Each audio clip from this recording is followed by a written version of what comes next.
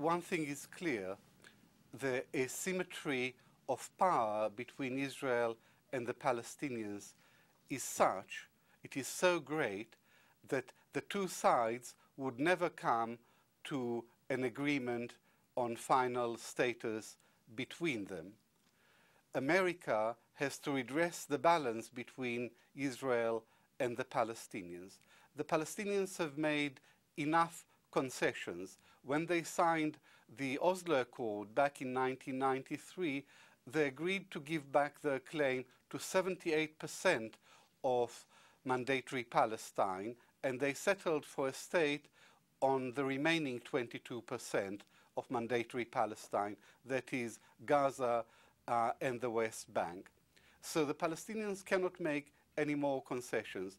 If we are going to have a settlement of this 100-year-old conflict, America has to push Israel into a settlement. That is what no American president has done in the past, partly, as you say, because of the power and influence of the Israel lobby. But the fact that no American president has exercised the full leverage that is available to him doesn't mean that it cannot be done. It can be done. America gives Israel money, to be precise, $3 billion a year. It gives Israel arms, and it gives Israel advice. Israel takes the money, it takes the arms, and it rejects the advice. So what President Obama needs to do is to make American economic aid and military aid to Israel conditional on Israel taking note of American wishes for the settlement of this conflict. Professor Shlaim, what you're saying is extremely significant given who you are, leading scholar, renowned in Israel and around the world, served in the Israeli military now. You teach at University of Oxford in Britain. Do you support the BDS movement, the boycott, divest, sanction movement against Israel?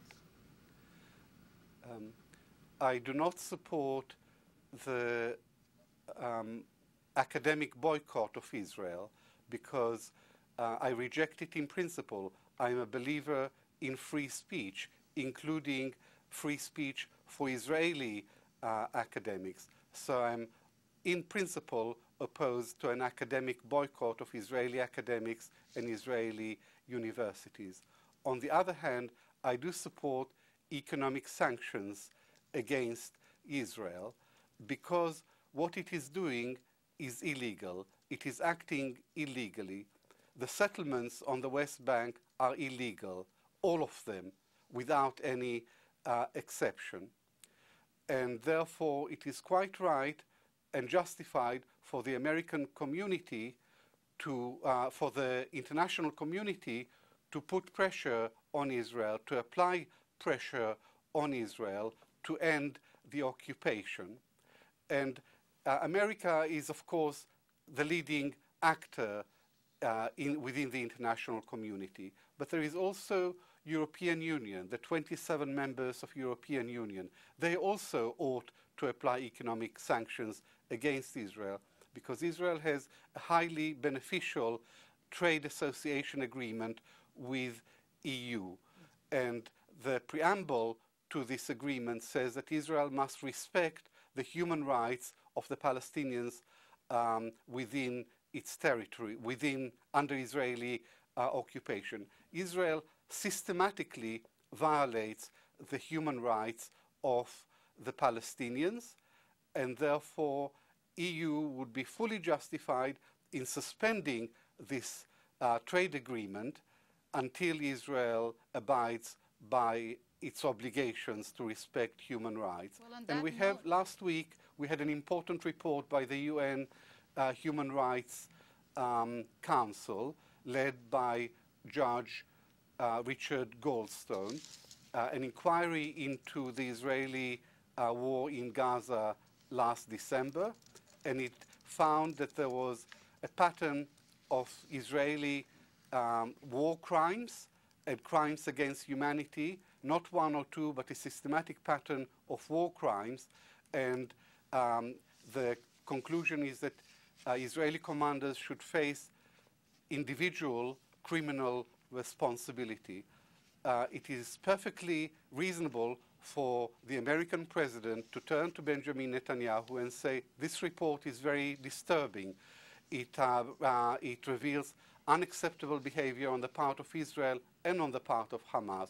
This is no way to behave if your aim is peace, and we would like to see a definite change in the pattern of Israeli behavior towards the Palestinians.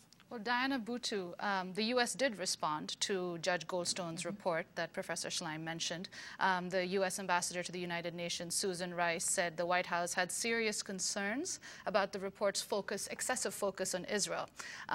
Given this, can you respond to the U.S. response to the UN report? And also, you've had long experience working with negotiations. Do you believe the U.S. can be an honest broker? At this point in time, I don't think so. I think that the U.S. has taken the role of being Israel's lawyer, as some have put it in the past, but I think that can be changed. The question is whether the United States is going to focus on upholding human rights and international law. And as Professor Shlaim has mentioned, the two are intricately linked. The issue of Israeli settlements and the way that Israel has flied in the face of international law vis-a-vis the settlements. Its treatment of the Palestinian is also a violation of law.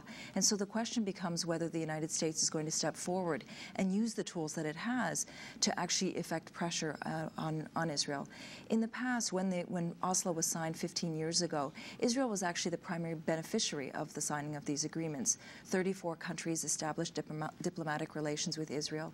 It managed to get economic contracts and ties with countries all around the world, including in the Arab world. And so Israel has always been a beneficiary of these so-called talks, but it's never really felt the stick of actually violating international law. So for me, given the past history of the United States and the way that it's operated in the past, it has, in fact, been Israel's lawyer. But I think there is something positive that can come. I think that if the Obama administration looks forward and starts to really use that stick, then I think we can move forward. Diana Buttu, we want to thank you very much for being with us, and Professor Avi Shlaim and his new book, Israel and Palestine. That does it for today's broadcast. See the transcripts, video and audio podcast at democracynet.org. I'm Amy Goodman with Anjali Kama.